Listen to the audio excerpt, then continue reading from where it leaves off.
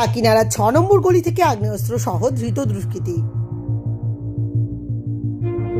ভাটপাড়া থানার কাকিনাড়া 6 নম্বর গলি railway citing এলাকা থেকে আগ্নেয়াস্ত্র সহ ধৃত এক দুষ্কৃতী বৃহস্পতিবার রাতে বারাকপুর পুলিশ কমিশনারেটের গোয়েন্দা বিভাগ এবং ভাটপাড়া থানার পুলিশ হানা দিয়ে 55 বছরের মোহাম্মদ আসলাম নামে এক দুষ্কৃতীকে পাকড়াও করেছে।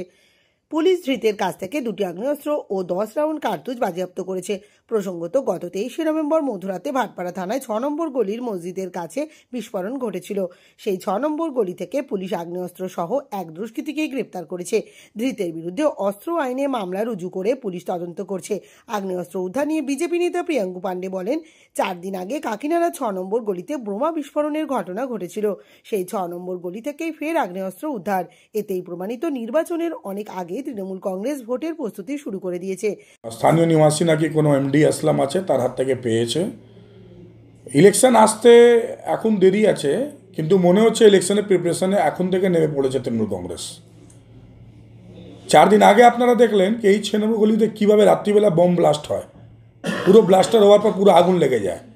তারপরে তার পাশ থেকেই পাওয়া যাচ্ছে আগ্নেয়াস্ত্র এবং 10 রাউন্ড গুলি। এটা প্রমাণ করছে যে তৃণমূল কংগ্রেস আগামী দিন কিভাবে ইলেকশন লড়ার জন্য প্রস্তুতি নিচ্ছে।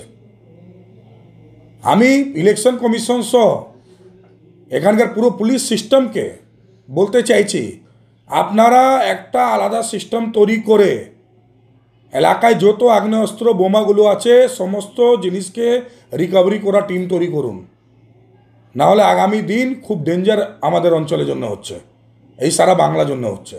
যদিও তৃণমূল কাউন্সিলর তরুণ সাউ বলেন, ভাটপাড়া থানা সহ বারাকপুর সিটি পুলিশ খুব সক্রিয়, তাই আগ্নেয়াস্ত্র সহ এক দুষ্কৃতীকে পুলিশ গ্রেপ্তার করেছে।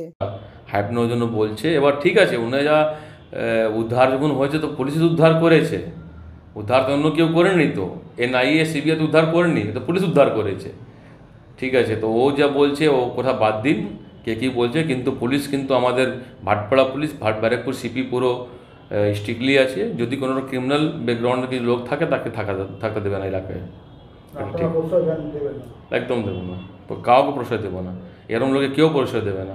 আমাদের দল কোনোদিন ক্রিমিনালকে প্রশ্রয় দেয় না, দেবেও না কোনোদিন।